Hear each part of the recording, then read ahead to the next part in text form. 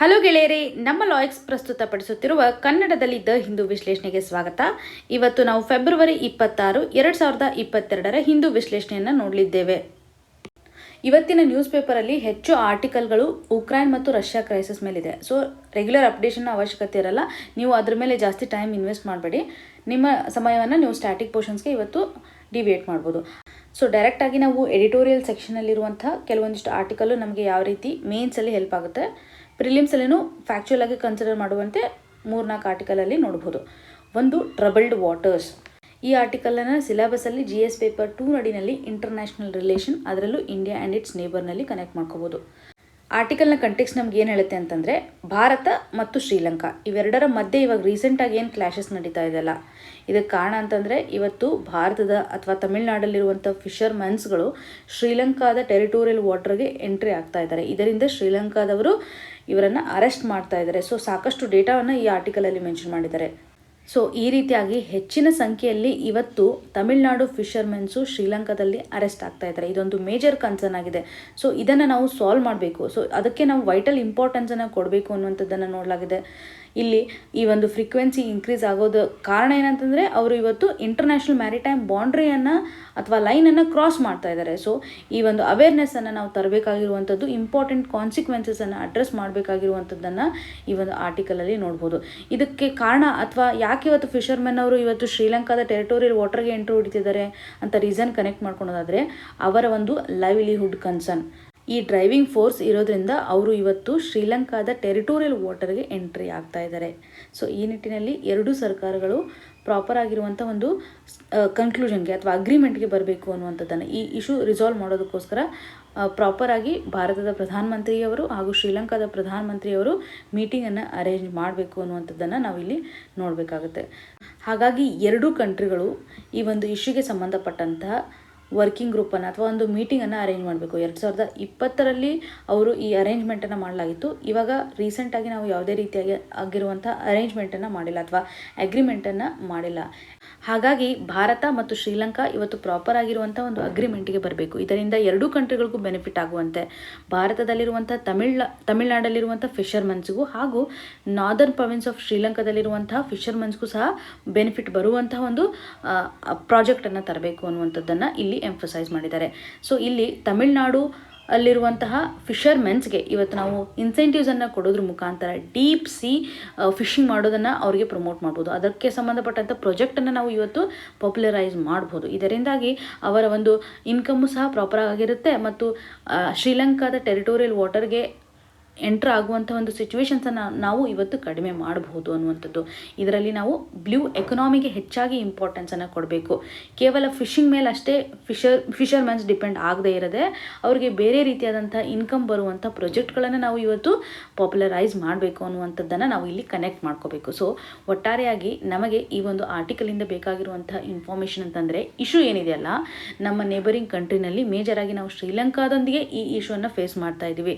So ಫಿಷರ್ಮೆನ್ಗೆ ಸಂಬಂಧಪಟ್ಟಂತೆ ಹಾಗೂ ಭಾರತ ಮತ್ತು ಶ್ರೀಲಂಕಾ ಇವೆರಡೂ ಕಂಟ್ರಿಗಳ ಮಧ್ಯೆ ಇಂಟರ್ನ್ಯಾಷನಲ್ ರಿಲೇಷನಲ್ಲಿ ಇಂಪಾರ್ಟೆಂಟ್ ಡೀಲ್ಸ್ಗಳು ಯಾವ್ಯಾವಿದ್ದಾವೆ ನಾವು ರೀಸೆಂಟಾಗಿ ನ್ಯೂಸಲ್ಲಿ ನೋಡ್ತಾ ಇದ್ವಿ. ಭಾರತ ಇವಾಗ ಶ್ರೀಲಂಕಾದಲ್ಲಿ ಆಗ್ತಕ್ಕಂಥ ಕರೆನ್ಸಿ ಕ್ರೈಸಿಸ್ ಅಥವಾ ಅಲ್ಲಿ ಡಾಲರ್ ಆಲ್ರೆಡಿ ಕಡಿಮೆ ಆಗಿದೆ, ಅದಕ್ಕೆ ಯಾವ ರೀತಿಯಾದಂಥ ಸಪೋರ್ಟನ್ನು ಮಾಡ್ತಾ ಇದೆ, ಕರೆನ್ಸಿ ಸ್ವಾಪ್ ಅಗ್ರಿಮೆಂಟ್ ಇರ್ಬೋದು. ಈ ರೀತಿಯಾಗಿ ನಮ್ಮ ಮತ್ತು ಅವರ ಒಂದು ರಿಲೇಷನ್ನು ಸ್ಟ್ರಾಂಗ್ ಆಗಿರಬೇಕಂತಂದರೆ ಈ ರೀತಿಯಾದಂಥ ಇಶ್ಯೂಸ್ಗಳನ್ನು ಅಡ್ರೆಸ್ ಮಾಡಬೇಕು. ಯಾವ ರೀತಿಯಾಗಿ ನಾವು ಬೇರೆ ಸೆಕ್ಟರಲ್ಲೂ ಸಹ ಇವತ್ತು ಈ ಇಶ್ಯೂ ಇಂಪ್ಯಾಕ್ಟ್ ಆಗ್ತಾ ಇದೆ ಅನ್ನುವಂಥದ್ದನ್ನು ನಾವು ಕನೆಕ್ಟ್ ಮಾಡ್ಕೋಬೇಕು.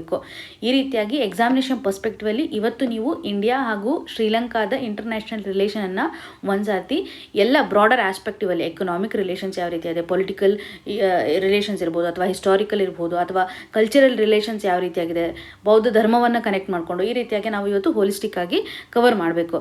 ಇನ್ನು ಪ್ರಿಲಿಮ್ಸ್ ಎಕ್ಸಾಮಿನೇಷನ್ ಪರ್ಸ್ಪೆಕ್ಟಿವಲ್ಲಿ ನಮಗೆ ಬಹುಮುಖ್ಯವಾಗಿ ಬೇಕಾಗಿರುವಂಥದ್ದು ಭಾರತ ಮತ್ತು ಶ್ರೀಲಂಕಾ ಯಾವ ರೀತಿಯಾಗಿ ಸಪ್ರೇಟ್ ಆಗಿದೆ. ಇಲ್ಲಿ 4 ಲೊಕೇಶನ್ಸನ್ನು ನಾವು ಗಮನ ಹರಿಸಬೇಕು.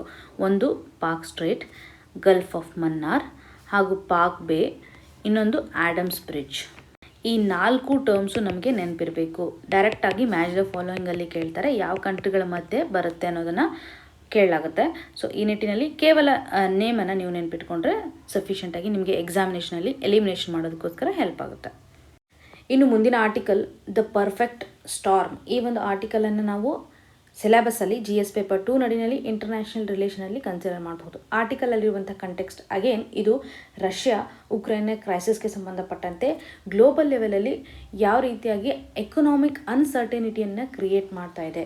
ಸೊ ನಾವು ಕೆಲವೊಂದಿಷ್ಟು ಪಾಯಿಂಟ್ಸನ್ನು ಈ ಆರ್ಟಿಕಲಿಂದ ಕನ್ಸಿಡರ್ ಮಾಡೋದಾದರೆ ಭಾರತದ ಇಂಪೋರ್ಟ್ಗೂ ಹಾಗೂ ಎಕ್ಸ್ಪೋರ್ಟ್ಗೂ ಯಾವ ರೀತಿಯಾದಂಥ ಇಂಪ್ಯಾಕ್ಟನ್ನು ಇದು ಮಾಡ್ಬೋದು. ಸೊ ಗ್ಲೋಬಲ್ ಲೆವೆಲಲ್ಲಿ ಯಾವ ರೀತಿಯಾದಂಥ ಎಕನಾಮಿಕ್ ಕ್ರೈಸಿಸನ್ನು ಇದು ಕ್ರಿಯೇಟ್ ಮಾಡ್ತಾ ಇದೆ ಅನ್ನೋದನ್ನು ನಾವು 2 ರಿಂದ 3 ಪಾಯಿಂಟ್ಸನ್ನು ಸಾಲಿಡಾಗಿ ಕನ್ಸಿಡರ್ ಮಾಡಬೇಕಾಗುತ್ತೆ. ಫಸ್ಟಲ್ಲಿ ಮಲ್ಟಿ ಲೇಡ್ ಅನ್ಸರ್ಟನಿಟಿಯನ್ನು ಇದು ಕ್ರಿಯೇಟ್ ಮಾಡ್ತಾ ಇದೆ. ಗ್ಲೋಬಲ್ ಲೆವೆಲಲ್ಲಿ ನಾವು ನೋಡಿದಾಗ ಯುನೈಟೆಡ್ ನೇಷನ್ ಸೆಕ್ಯೂರಿಟಿ ಕೌನ್ಸಿಲ್ನ ಮೆಂಬರ್ ಆಗಿದೆ ರಷ್ಯಾ ಇವತ್ತು. ಇದರ ಪರ್ಮನೆಂಟ್ ಮೆಂಬರ್ಶಿಪ್ ಯಾವ ರೀತಿಯಾಗಿ ಚೇಂಜ್ ಆಗ್ಬೋದು ಅಥವಾ ವೋಟಿಂಗ್ ಸಿಸ್ಟಮಲ್ಲಿ ಏನಾದರೂ ಬದಲಾವಣೆ ಆಗುತ್ತಾ, ಟೋಟಲ್ ಆಗಿ ಈ ಒಂದು ಡಿಪ್ಲೊಮ್ಯಾಟಿಕ್ ಸಿಚುವೇಶನ್ಸ್ ಯಾವ ರೀತಿಯಾಗಿ ಕ್ರಿಯೇಟ್ ಮಾಡ್ಬೋದು ಅನ್ನೋದನ್ನು ನಾವು ನೋಡಬೇಕಾಗುತ್ತೆ. ಸೊ ಇನ್ವೆಸ್ಟರ್ಗೂ ಸಹ ಸಾಕಷ್ಟು ಇದು ಹಾರ್ಮನ್ನು ಕೊಡುತ್ತಾ ಇದೆ ಅನ್ನುವಂಥದ್ದನ್ನು, ಹಾಗೂ ಭಾರತ ಈ ಸಿಚುವೇಶನ್ಗೆ ಸಂಬಂಧಪಟ್ಟಂತೆ ಯಾರ ಸಪೋರ್ಟನ್ನು ಮಾಡ್ತಾ ಇಲ್ಲ. ಇವತ್ತು ರಷ್ಯಾಗೂ ಅದು ಸಪೋರ್ಟ್ ಮಾಡ್ತಾ ಇಲ್ಲ ಅಥವಾ ರಷ್ಯಾಗೂ ವಿರುದ್ಧವಾಗಿ ಇದು ಆ್ಯಕ್ಟ್ ಮಾಡ್ತಾ ಇಲ್ಲ ಅನ್ನುವಂಥದ್ದನ್ನು ನೋಡ್ಬೋದು. ಇನ್ನು ಭಾರತ ಹಾಗೂ ರಷ್ಯಾದ ಟ್ರೇಡಿಂಗ್ ರಿಲೇಷನ್ ಯಾವ ರೀತಿಯಾಗಿದೆ, ಯಾವ ರೀತಿಯಾದಂಥ ಗೂಡ್ಸ್ಗಳನ್ನು ಇವತ್ತು ನಾವು ಆಮದು ಮಾಡ್ಕೋತಾ ಇದ್ದೀವಿ, ಯಾವ ಗೂಡ್ಸ್ಗಳನ್ನು ಇವತ್ತು ನಾವು ರಫ್ತು ಮಾಡ್ತಾ ಇದ್ದೀವಿ, ಯಾವ ರೀತಿಯಾಗಿ ಇಂಪ್ಯಾಕ್ಟ್ ಆಗ್ಬೋದು ಅನ್ನೋದನ್ನು ಕನ್ಸಿಡರ್ ಮಾಡೋದಾದರೆ ಫಸ್ಟು ಇಂಪೋರ್ಟ್ ಬಗ್ಗೆ ಕನ್ಸಿಡರ್ ಮಾಡೋಣ. ರಷ್ಯಾದಿಂದ ನಾವು ಯಾವ್ಯಾವ ಗೂಡ್ಸ್ಗಳನ್ನು ಇಂಪೋರ್ಟ್ ಮಾಡ್ಕೋತಾ ಇದ್ದೀವಿ, ಸನ್ಫ್ಲವರ್ ಆಯಿಲ್, ಫರ್ಟಿಲೈಸರ್ಸ್ ಹಾಗೂ ಕೆಲವೊಂದಿಷ್ಟು ಪೆಟ್ರೋಲಿಯಂ ಪ್ರಾಡಕ್ಟನ್ನು ಸಹ ಇವತ್ತು ಇಂಪೋರ್ಟ್ ಮಾಡ್ಕೋತಾ ಇದ್ದೀವಿ. ಈ 3 ಹಂತದಲ್ಲಿ ಅಥವಾ 3 ಗೂಡ್ಸ್ಗಳಲ್ಲಿ ನಾವು ಮೇಜರಾಗಿ ಫರ್ಟಿಲೈಸರು ಮತ್ತು ಸನ್ಫ್ಲವರ್ ಆಯಿಲನ್ನು ರಿಪ್ಲೇಸ್ ಮಾಡೋದು ತುಂಬ ಕಷ್ಟ ಆಗುತ್ತೆ. ಆದರೆ ಪೆಟ್ರೋಲಿಯಂ ಪ್ರಾಡಕ್ಟ್ ಏನಾದರೂ ಸ್ಟಾಪ್ ಆದರೆ ನಾವು ಬೇರೆ ಒಂದು ಆಲ್ಟರ್ನೇಟಿವ್ ಸೋರ್ಸನ್ನು ಹುಡುಕ್ಬೋದು ಅಥವಾ ರಿಪ್ಲೇಸಬಲ್ ಆಗಿರುವಂಥ ಕಂಡೀಷನನ್ನು ಕೇವಲ ಪೆಟ್ರೋಲಿಯಂ ಪ್ರಾಡಕ್ಟಲ್ಲಿ ನೋಡ್ತಾ ಇದ್ದೀವಿ. ಆದರೆ ಫರ್ಟಿಲೈಸರ್ಸು ಮತ್ತು ಸನ್ಫ್ಲವರ್ ಆಯಿಲ್ನ ಒಂದು ಕೊರತೆ ಆಗಬಹುದು ಅನ್ನುವಂಥದ್ದನ್ನು ಇಲ್ಲಿ ಎಂಫಸೈಸ್ ಮಾಡಿದ್ದಾರೆ. ಇದು ಇಂಪೋರ್ಟ್ನ ಒಂದು ರಿಲೇಷನ್ ಆಯಿತು. ಯಾಕೆಂದರೆ ನಾವು ರಷ್ಯಾದೊಂದಿಗೆ ಮ್ಯಾಕ್ಸಿಮಮ್ ಆಯಿಲ್ ಇಂಪೋರ್ಟ್ನ ಕಂಡೀಷನನ್ನು ಕ್ರಿಯೇಟ್ ಮಾಡಿಲ್ಲ. ನಾವು ಬೇರೆ ಒಂದು ಕಂಟ್ರಿ ಮೇಲೆ ರಿಲೇ ಆಗೋದ್ರಿಂದ ಇವತ್ತು ರಷ್ಯಾ ಏನಾದರೂ ಸ್ಟಾಪ್ ಮಾಡಿದರೂ ಸಹ ರಷ್ಯಾದಿಂದ ಆಯಿಲ್ ಇಂಪೋರ್ಟ್ನ ಒಂದು ಕೊರತೆ ಆಗಲ್ಲ. ಫರ್ಟಿಲೈಸರ್ಸು ಮತ್ತು ಸನ್ಫ್ಲವರ್ ಆಯಿಲ್ ಅನ್ನುವಂಥದ್ದನ್ನು ಸ್ಪೆಸಿಫಿಕಲಿ ಇಲ್ಲಿ ಹೇಳಲಾಗಿದೆ. ಇನ್ನು ಎಕ್ಸ್ಪೋರ್ಟ್ನ ಸಂಬಂಧಪಟ್ಟಂತೆ ನಾವು ನೋಡಿದಾಗ ನಾವು ರಷ್ಯಾಗೆ ಇವತ್ತು ನಮ್ಮ ಎಕ್ಸ್ಪೋರ್ಟಲ್ಲಿ ಲೆಸ್ ದೆನ್ 1% ಎಕ್ಸ್ಪೋರ್ಟನ್ನು ಮಾಡ್ತಾ ಇದ್ದೀವಿ. ಹಾಗಾಗಿ ನಮ್ಮ ಒಂದು ಎಕ್ಸ್ಪೋರ್ಟಲ್ಲೂ ಸಹ ಜಾಸ್ತಿ ಹಾರ್ಮ್ ಆಗಲ್ಲ. ನಾವು ಬೇರೆ ಕಂಟ್ರಿಗಳ ಜೊತೆಗೆ ಎಕ್ಸ್ಪೋರ್ಟನ್ನು ಮಾಡ್ಬೋದು. ಇಲ್ಲಿ ಮೇಜರಾಗಿ ನಾವು ಯಾವ್ಯಾವ ಗೂಡ್ಸ್ಗಳನ್ನು ಎಕ್ಸ್ಪೋರ್ಟ್ ಮಾಡ್ತಾ ಇದ್ವಿ ಅಂತಂದರೆ ಇಂಪ್ಯಾಕ್ಟ್ ಆಗುವಂಥ ಸೆಕ್ಟರ್ ಅಂತಂದರೆ ಒಂದು pharmaceutical sector, tea sector. So some challenges face ಆಗುತ್ತೆ ಅನ್ನೋದನ್ನ ಮೆನ್ಷನ್ ಮಾಡಿದ್ದಾರೆ. ಸೊ ಈ ಒಂದು ಸಿಚುವೇಶನಿಂದ ಇವತ್ತು ಇಂಡೈರೆಕ್ಟ್ ಇಂಪ್ಯಾಕ್ಟ್ ಆಗ್ಬೋದು. CIS ಕಂಟ್ರೀಸ್ಗಳಂತಂದರೆ ಫಾರ್ ಎಕ್ಸಾಂಪಲ್ ಇವಾಗ CIS ಕಂಟ್ರೀಸ್ಗಳಲ್ಲಿ ಮೆಂಬರ್ಶಿಪ್ ಯಾರ್ಯಾರಿದ್ದಾರೆ, Armenia, Azerbaijan, Belarus, Kazakhstan, Kyrgyzstan, Moldova, Russia, Tajikistan, Uzbekistan ಈ ರೀತಿಯಾದಂಥ ಕಂಟ್ರಿಗಳನ್ನು CSI ಮೆಂಬರ್ಶಿಪ್ಪಲ್ಲಿ ನೋಡ್ತೀವಿ. ಇವಾಗ ರಷ್ಯಾ ಕ್ರೈಸಿಸ್ನಿಂದಾಗಿ ಬೇರೆ ಒಂದು ಕಂಟ್ರಿಗಳ ಮೇಲೂ ಅಥವಾ ಸರೌಂಡಿಂಗ್ ಕಂಟ್ರಿಗಳ ಮೇಲೂ ಇಂಪ್ಯಾಕ್ಟ್ ಆಗುತ್ತೆ.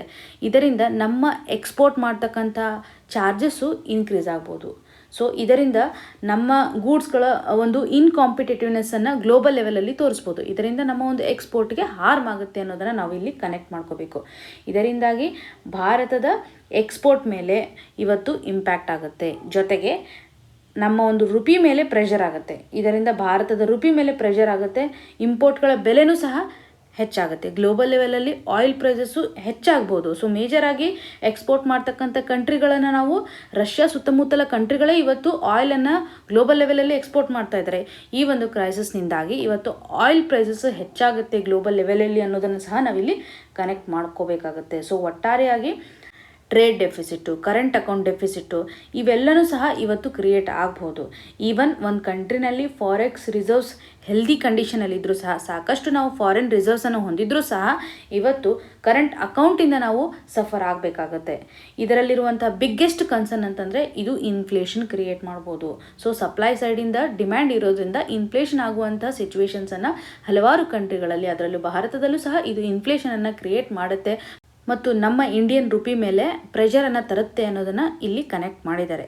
ಎಕ್ಸಾಮಿನೇಷನ್ ಪರ್ಸ್ಪೆಕ್ಟಿವಲ್ಲಿ ಅದರಲ್ಲೂ ಮೇನ್ಸ್ಗೆ ನಮಗೆ ತುಂಬ ಇಂಪಾರ್ಟೆಂಟ್ ಆಗಿ ಬೇಕಾಗಿರುವಂಥ ಡೈಮೆನ್ಷನ್ಸು ಈ ಆರ್ಟಿಕಲಿಂದ ಸಿಗ್ತವೆ. ಸೊ ಈ ಒಂದು ರಷ್ಯನ್ ಇನ್ವೇಷನಿಂದ ಯಾವ ರೀತಿಯಾಗಿ ಎಕನಾಮಿಕ್ ಅನ್ಸರ್ಟನಿಟಿ ಕ್ರಿಯೇಟ್ ಆಗುತ್ತೆ, ಕೆಲವೊಂದಿಷ್ಟು ಫ್ಯಾಕ್ಚುಯಲ್ ಇನ್ಫಾರ್ಮೇಷನನ್ನು ನಾವು ಮೇನ್ಸ್ ಆನ್ಸರ್ ರೈಟಿಂಗಲ್ಲಿ ಆರಾಮಾಗಿ ಯೂಸ್ ಮಾಡ್ಕೋಬೋದಾಗಿದೆ. ಇಲ್ಲಿ ನಿಮಗೆ ಫ್ಯಾಕ್ಚುಯಲ್ ಕ್ವಶನನ್ನು ಕೇಳೋದಾದರೆ, ಯುನೈಟೆಡ್ ನೇಷನ್ಸ್ ಸೆಕ್ಯೂರಿಟಿ ಕೌನ್ಸಿಲಲ್ಲಿ ಯಾರ್ಯಾರು ಪರ್ಮನೆಂಟ್ ಮೆಂಬರ್ಸ್ ಇದ್ದಾರೆ ಅನ್ನೋದನ್ನು ಕಮೆಂಟ್ ಸೆಕ್ಷನಲ್ಲಿ ಮೆನ್ಷನ್ ಮಾಡಿ. ಒಟ್ಟಾರೆ ಎಷ್ಟು ಕಂಟ್ರಿಗಳಿದ್ದಾವೆ, ಯಾರ್ಯಾರು ಮೆಂಬರ್ಶಿಪ್ಪನ್ನು ಹೊಂದಿದ್ದಾರೆ ರಷ್ಯಾ ಅಂತ ಇವಾಗ ಆಲ್ರೆಡಿ ನಾವು ಹೇಳಿದ್ವಿ. ನೆಕ್ಸ್ಟ್ ರಿಮೈನಿಂಗ್ ಕಂಟ್ರಿಗಳು ಯಾವ್ಯಾವ ಇದ್ದಾವೆ ಅನ್ನೋದನ್ನು ಕಮೆಂಟ್ ಸೆಕ್ಷನಲ್ಲಿ ಮೆನ್ಷನ್ ಮಾಡಬೇಕು. ಇನ್ನು ಮುಂದಿನ article inflection point for the west led global order. ಈ ಒಂದು ಆರ್ಟಿಕಲನ್ನು ಸಿಲೆಬಸಲ್ಲಿ ಕನ್ಸಿಡರ್ ಮಾಡೋದಾದರೆ GS ಪೇಪರ್ 2 ನಡಿನಲ್ಲಿ ಇಂಟರ್ನ್ಯಾಷನಲ್ ರಿಲೇಷನಲ್ಲಿ ಕನ್ಸಿಡರ್ ಮಾಡುವಂಥದ್ದು.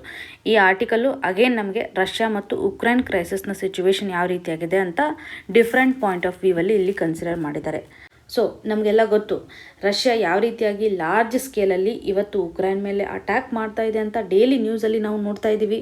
ಸೊ ಮೇಜರ್ ಸಿಟಿಗಳನ್ನು ಇಲ್ಲಿ ಅಟ್ಯಾಕ್ ಮಾಡಿರುವಂಥದ್ದನ್ನು ನೋಡ್ಬೋದು.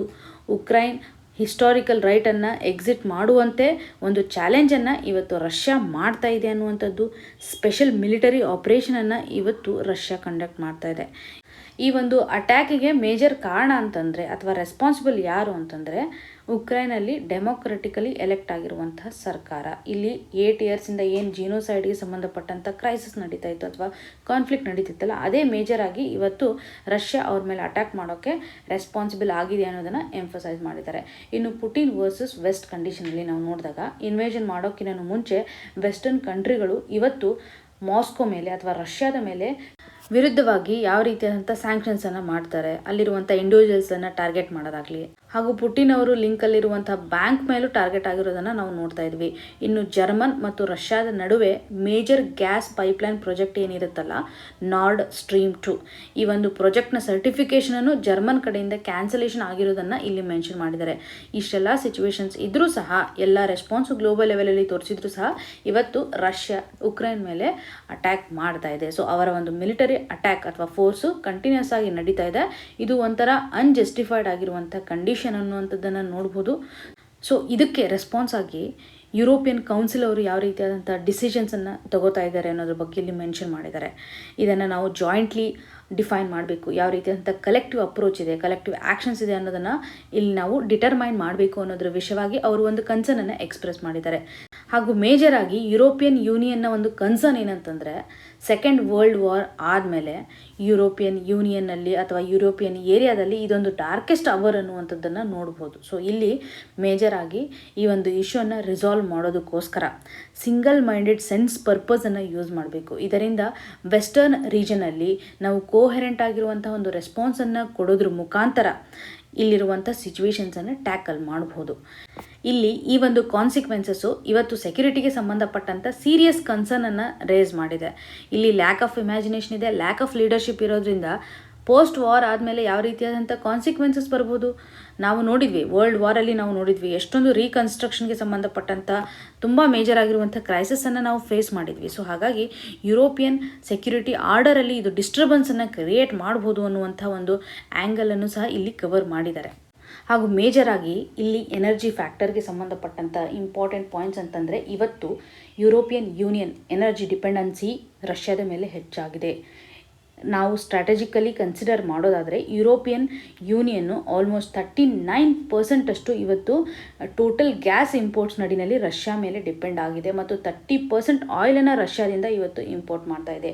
ಮೇಜರ್ ಆಗಿ ಗ್ಯಾಸನ್ನು ಇಂಪೋರ್ಟ್ ಮಾಡ್ತಾ ಇದೆ ಮತ್ತು ನೆಕ್ಸ್ಟ್ ಸೆಕೆಂಡ್ ಹೈಯೆಸ್ಟ್ ಅಂತಂದರೆ ಆಯಿಲನ್ನು ಇವತ್ತು ರಷ್ಯಾದಿಂದ ಯುರೋಪಿಯನ್ ಯೂನಿಯನ್ ಡಿಪೆಂಡ್ ಆಗಿರೋದನ್ನು ನಾವು ನೋಡ್ಬೋದು. 100% ಡಿಪೆಂಡೆನ್ಸಿ ಇವತ್ತು ರಷ್ಯಾದಲ್ಲಿರುವಂಥ ಗ್ಯಾಸ್ ರಿಸರ್ವ್ ಮೇಲೆ ಇದೆ.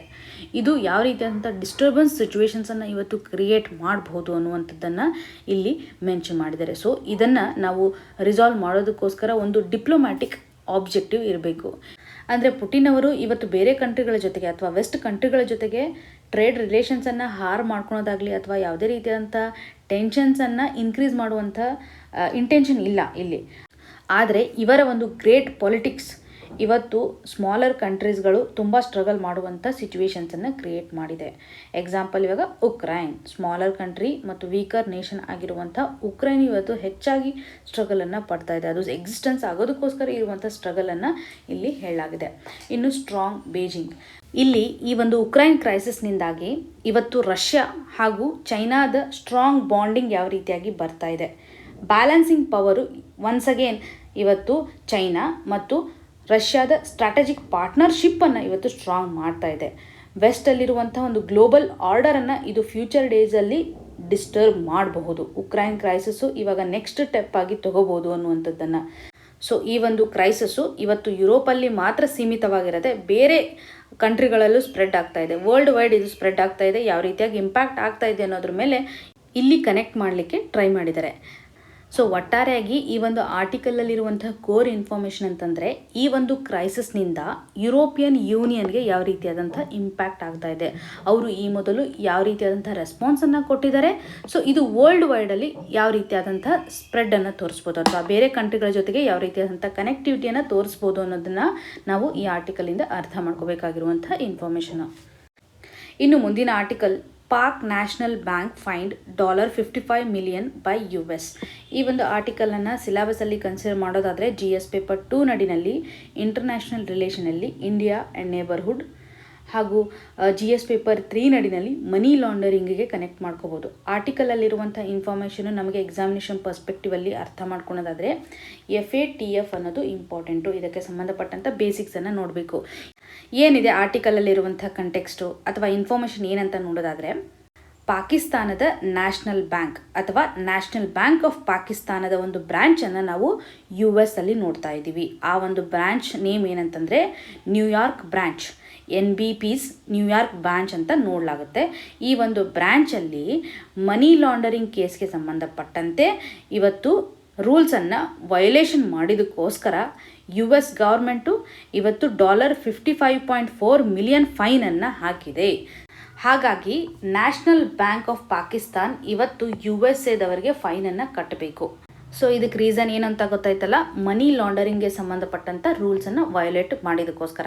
ಈ ಮೊದಲು 2018ರಲ್ಲಿ ಪಾಕಿಸ್ತಾನವನ್ನು ಫೈನಾನ್ಷಿಯಲ್ ಆ್ಯಕ್ಷನ್ ಟಾಸ್ಕ್ ಫೋರ್ಸಲ್ಲಿ ಗ್ರೇ ಲಿಸ್ಟಲ್ಲಿ ಹಾಕಿದ್ದಾರೆ ಅನ್ನೋದನ್ನು ಸಹ ಮೆನ್ಷನ್ ಮಾಡಿದ್ದಾರೆ. ಸೊ ಈ ನಿಟ್ಟಿನಲ್ಲಿ ಎಕ್ಸಾಮಿನೇಷನ್ ಪರ್ಸ್ಪೆಕ್ಟಿವಲ್ಲಿ ಫೈನಾನ್ಷಿಯಲ್ ಆ್ಯಕ್ಷನ್ ಟಾಸ್ಕ್ ಫೋರ್ಸ್ಗೆ ಸಂಬಂಧಪಟ್ಟಂಥ ಕೆಲವೊಂದಿಷ್ಟು ಇನ್ಫಾರ್ಮೇಷನನ್ನು ಯಾವ ರೀತಿಯಾಗಿ ಫಾರ್ಮ್ ಮಾಡಲಾಗುತ್ತೆ ಮತ್ತು ಅದರ ಒಂದು ಇಂಟೆನ್ಷನ್ ಏನಿದೆ, ಅದರಲ್ಲಿರುವಂಥ ಲಿಸ್ಟ್ಗಳು ಯಾವಿದಾವೆ ಅಂತ ಫೋಕಸ್ ಮಾಡಬೇಕು.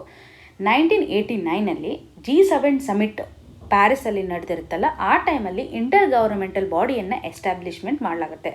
ಈ ಒಂದು ಹೊಸ ಬಾಡಿಯ ಕನ್ಸರ್ನ್ ಏನಂತಂದರೆ ಮೇಜರಾಗಿ ಆ್ಯಂಟಿ ಟೆರರ್ ಫೈನಾನ್ಸಿಂಗ್ ಮಾಡುವಂಥ ಸಿಚುವೇಶನ್ ಇರ್ಬೋದು ಅಥವಾ ಮನಿ ಲಾಂಡರಿಂಗನ್ನು ತಡೆಗಟ್ಟೋದಕ್ಕೋಸ್ಕರ ಒಂದು ಗ್ಲೋಬಲ್ ಲೆವೆಲಲ್ಲಿ ಫ್ರೇಮ್ವರ್ಕನ್ನು ಮಾಡೋದಕ್ಕೋಸ್ಕರ ಈ ಒಂದು ಬಾಡಿಯನ್ನು ಎಸ್ಟಾಬ್ಲಿಷ್ಮೆಂಟ್ ಮಾಡಲಾಗಿದೆ. ಸೊ ಇಲ್ಲಿ ಆಬ್ಜೆಕ್ಟಿವ್ ಯಾವ ರೀತಿಯಾಗಿದೆ ಅಂತಂದರೆ, ಗ್ಲೋಬಲ್ ಲೆವೆಲಲ್ಲಿ ನಾವು ಇಂಟರ್ನ್ಯಾಷನಲ್ ಫೈನಾನ್ಷಿಯಲ್ ಸಿಸ್ಟಮಲ್ಲಿ ಒಂದು ಸ್ಟೆಬಿಲಿಟಿಯನ್ನು ತರೋದಕ್ಕೋಸ್ಕರ ಅಥವಾ ಇಂಟಿಗ್ರಿಟಿಯನ್ನು ತರೋದಕ್ಕೋಸ್ಕರ ನಾವು ಎಫೆಕ್ಟ್ ಆಗಿರುವಂತಹ ಅಥವಾ ಸ್ಟ್ಯಾಂಡರ್ಡ್ ಆಗಿರುವಂತಹ ಲೀಗಲ್ ರೂಲ್ಸ್ಗಳನ್ನು ತರಬಹುದು. ಸೊ ಈ ಒಂದು ಲೀಗಲ್ ರೂಲ್ಸ್ಗಳನ್ನು FATF ನಡಿನಲ್ಲಿ ತರುವಂಥದ್ದು. ಸೊ ಟೋಟಲ್ ಆಗಿ ಫೋಕಸ್ ಮಾಡ್ತಾ ಇರೋದಂದರೆ ಇವತ್ತು ಮನಿ ಲಾಂಡರಿಂಗನ್ನು ಮತ್ತು ಟೆರರಿಸ್ಟ್ ಫೈನಾನ್ಸಿಂಗ್ ಆ್ಯಕ್ಟಿವಿಟಿಯನ್ನು ತಡೆಗಟ್ಟೋದಕ್ಕೋಸ್ಕರ ಮಾಡಿರುವಂಥ ಒಂದು ಸ್ಟ್ಯಾಂಡರ್ಡ್ ರೂಲ್ಸ್ಗಳು ಇವತ್ತು FATF ನಡಿನಲ್ಲಿ ಇಂಪ್ಲಿಮೆಂಟ್ ಆಗ್ತವೆ ಅನ್ನುವಂಥದ್ದು. ಇಲ್ಲಿ ಮೇಜರಾಗಿ 2 ರೀತಿಯಾದಂಥ ಲಿಸ್ಟನ್ನು ನೋಡ್ತಿದ್ದೀವಿ, ಗ್ರೇ ಲಿಸ್ಟ್ ಮತ್ತು ಬ್ಲ್ಯಾಕ್ ಲಿಸ್ಟ್ ಅಂತ.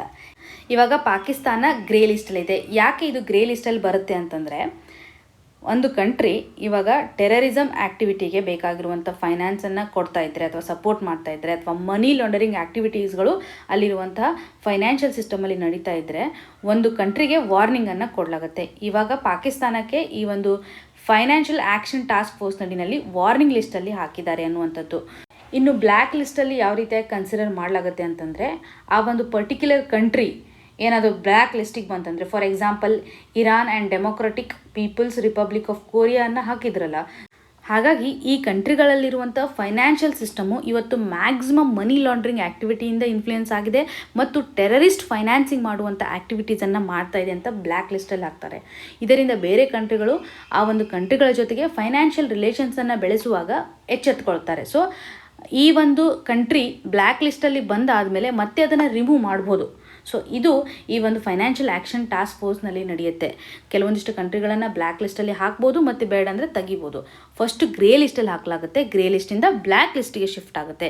ಇವಾಗ ಪಾಕಿಸ್ತಾನ ಗ್ರೇ ಲಿಸ್ಟಲ್ಲಿದೆ ಅನ್ನೋದು ನಮಗೆ ಕ್ಲಿಯರಾಗಿ ಇರಬೇಕು. ಇಲ್ಲಿ ನಿಮಗೆ ಒಂದು ಕ್ವಶನನ್ನು ಕೇಳೋದಾದರೆ, ಫೈನಾನ್ಷಿಯಲ್ ಆ್ಯಕ್ಷನ್ ಟಾಸ್ಕ್ ಫೋರ್ಸ್ನಲ್ಲಿ ಇಂಡಿಯಾ ಮೆಂಬರ್ಶಿಪ್ಪನ್ನು ಪಡೆದಿದೆನೋ ಇಲ್ವೋ, ಇಂಡಿಯಾ ಪಾರ್ಟ್ ಇದೆನೋ ಇಲ್ಲೋ ಅನ್ನೋದನ್ನು ಕಮೆಂಟ್ ಸೆಕ್ಷನಲ್ಲಿ ಮೆನ್ಷನ್ ಮಾಡಿ. ಇವತ್ತಿನ question of the day section ಅಡಿನಲ್ಲಿ ಸ್ಟ್ಯಾಟಿಕ್ ಪೋರ್ಷನ್ಗೆ ಕನೆಕ್ಟ್ ಆಗುವಂತೆ DPSPಗೆ ರಿಲೇಟೆಡ್ ಇರುವಂಥ ಪಾಲಿಟಿ ಕ್ವಶನನ್ನು ಮೆನ್ಷನ್ ಮಾಡಲಾಗಿದೆ. ಇದಕ್ಕೆ ಸರಿಯಾದ ಉತ್ತರವನ್ನು ಕಮೆಂಟ್ ಸೆಕ್ಷನಲ್ಲಿ ಮೆನ್ಷನ್ ಮಾಡಿ. ಇವತ್ತು ಡಿಸ್ಕಸ್ ಮಾಡಿರುವಂತಹ ಎಲ್ಲ ಆರ್ಟಿಕಲ್ಗಳು ನಿಮಗೆ ನೀಟಾಗಿ ಅರ್ಥ ಆಗಿದೆ ಅಂತ ಭಾವಿಸ್ತಾ ಇದ್ದೀನಿ. ನಿಮ್ಗೆ ಏನೇ ಕನ್ಸರ್ನ್ ಇದ್ದರೂ ಕಮೆಂಟ್ ಸೆಕ್ಷನಲ್ಲಿ ಮೆನ್ಷನ್ ಮಾಡಿ ಅಂತ ಹೇಳ್ತಾ ಆಲ್ ದ ವೆರಿ ಬೆಸ್ಟ್. ಧನ್ಯವಾದಗಳು.